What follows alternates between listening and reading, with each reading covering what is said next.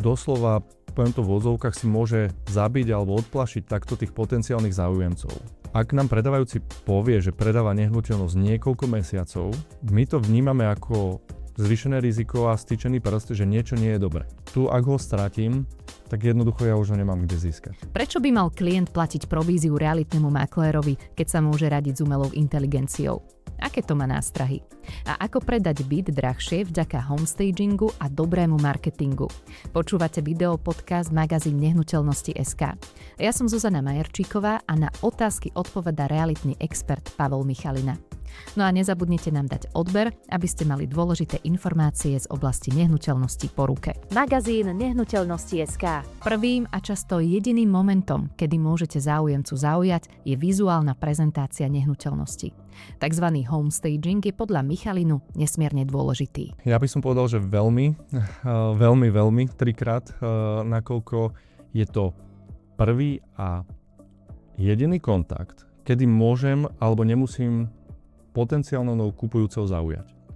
Ako náhle dobre nastavím tú nehnuteľnosť, špičkovú prezentáciu, úvodnú fotografiu a nejaký popis, tak ten kupujúci na základe toho sa rozhodne, že či mi zavolá alebo napíše.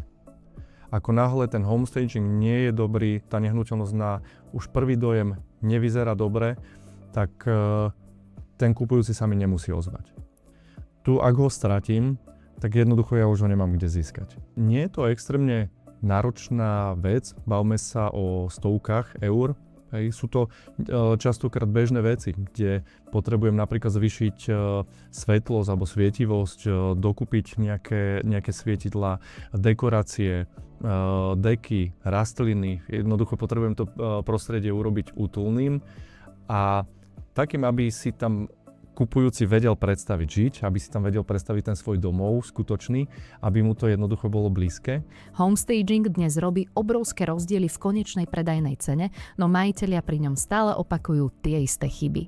Častokrát sú to napríklad súkromné fotografie alebo nejaké súkromné veci, ktoré kupujúceho úplne nezaujímajú, dokonca môžu mať rušivý efekt, ale takisto môže to byť v rámci homestagingu aj, tak ako som spomínal, rôzne svetlo. Môže to byť zápach, ktorý s tým nejako súvisí, čo sa týka napríklad varenia a podobne. My napríklad v rámci našej profesie sa snažíme robiť obhliadky v blokoch. To znamená, že najnáročnejšie je, keď nám každý deň príde jeden záujemca alebo príde v iné časy. Vtedy prakticky tá nehnuteľnosť by musela byť stále nachystaná, stále v 100% stave, čo sa nedá. Čiže ideálne je urobiť obhliadky v blokoch, kedy viem za pár hodín uskutočniť všetky obhliadky a potom už teda viem bývať vo svojom komforte. Ak to nie je možné, samozrejme, že potrebujem si tým pádom tieto svoje súkromné veci schovať. Dnes sa dajú kúpiť štandardné nejaké krabice v obchodoch, kde sa to dá všetko vlastne upratať.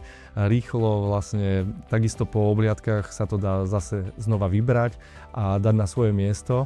Čiže také zrýchlené upratovanie behom pol hodiny až hodiny je možné. Ak sú marketing, cena a prezentácia nastavené správne, byt sa na Slovensku nepredáva mesiace, ale týždne. Ak predaj trvá príliš dlho, pre majiteľa je to jasný varovný signál. Ak nám predávajúci povie, že predáva nehnuteľnosť niekoľko mesiacov, tak my to vnímame ako zvýšené riziko a styčený prst, že niečo nie je dobré. Pretože dnes sa byty, a nielen v Bratislave, ale v rámci celého Slovenska, predávajú, dá sa povedať, v týždňoch. Pri domoch je to samozrejme dlhšie, to isté pri pozemkoch, tam sa bavíme radovo v mesiacoch. No a čo je najväčšou bariérou pri predaji bytu? Častokrát je to vysoká cena alebo prehnané očakávanie toho predávajúceho, kde doslova, poviem to v odzovkách, si môže zabiť alebo odplašiť takto tých potenciálnych záujemcov. Lebo ak dám na portáli svoju nehnuteľnosť a skúšam predaj za nereálnu cenu, tí kupujúci si to sledujú častokrát aj pár mesiacov tú ponuku a oni ju vnímajú, že tam je, že sa stále nepredala. Vnímajú a vidia každý jej pokles, tým pádom im to ešte viac evokuje priestor na ďalšiu zľavu. Obrovskou témou v realitnom biznise je umelá inteligencia. Pomáha pri vypratávaní zaplnených priestorov na fotkách či pri virtuálnom zariaďovaní nehnuteľností. Tenká hranica však delí užitočnú vizualizáciu od zavádzania klienta. Dovolím si tvrdiť, že ľudia, ktorí ju nevyužívajú, ale takisto či súkromne alebo makléri, dnes strácajú oveľa väčší náskok oproti konkurencii, oproti iným predávajúcim, strácajú veľa času, energie a možnosti toho predaja. Čiže umelú inteligenciu je veľmi dôležité používať, tak ako sme sa bavili však s mierou a citlivo, pretože ak odstraním nejaké nedostatky, ktoré nehnuteľnosť má, napríklad praskliny alebo zatečenie a podobne, a ten kupujúci to tam uvidí, tak aj tak mi z tej nehnuteľnosti odíde a ja ho úplne stratím. Pre samotného makléra znamená zapojenie AI do každodennej rutiny masívnu úsporu času.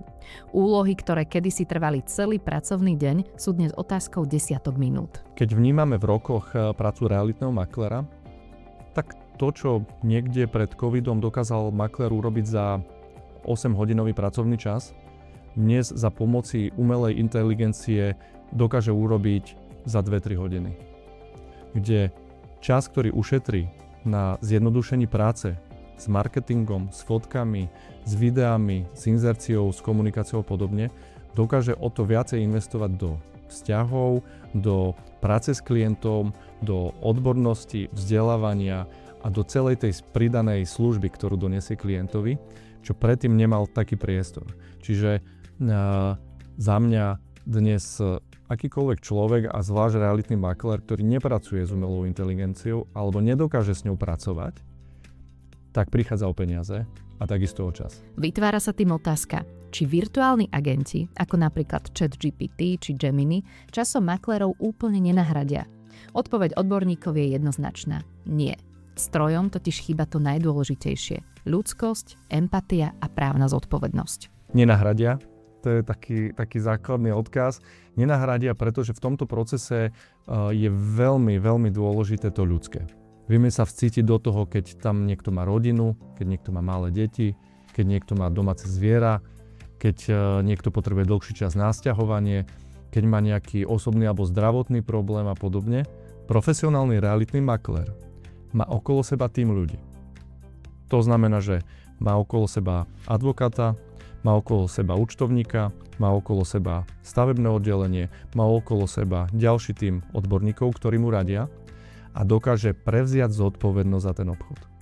To znamená, že doslova ten profesionálny realitný maklér sa po ten obchod podpíše a berie zodpovednosť za to, že celý ten obchod prebehne v poriadku, že ten predaj sa uskutoční, že sa uskutoční v takej výške, že budú načerpané finančné prostriedky, že o rok sa podá daňové priznanie a tak ďalej. Čiže preberie na seba zodpovednosť, ktorú AI nepreberie na seba a takisto častokrát nechce prebrať ani kupujúci, ani predávajúci. Profesionálna práca makléra sa odráža aj v tom, koľko peňazí z vymeranej provízie investuje späť do propagácie nehnuteľnosti.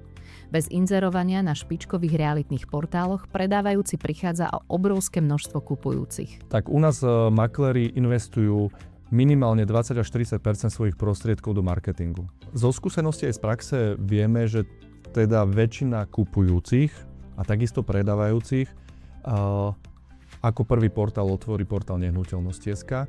Je to určitý štandard tej kvality. Dnes, ak dneska nikto neinvestuje a neinzeruje na portáloch a už ani na nehnuteľnostiach, tak vlastne prichádza zhruba o 50% potenciálnych kupujúcich. AI a platený marketing nie sú pre makléra hrozbou, ale nástrojom, ako doručiť klientovi vyššiu predajnú cenu za kratší čas. No a ako vidíte vy používanie umelej inteligencie pri predávaní nehnuteľnosti? Nechali by ste si radiť o predaji alebo kúpe nehnuteľnosti s virtuálnym agentom? Napíšte nám svoje názory do komentárov, dajte videu like a nezabudnite na odber. Vidíme sa alebo počujeme pri ďalšej relácii.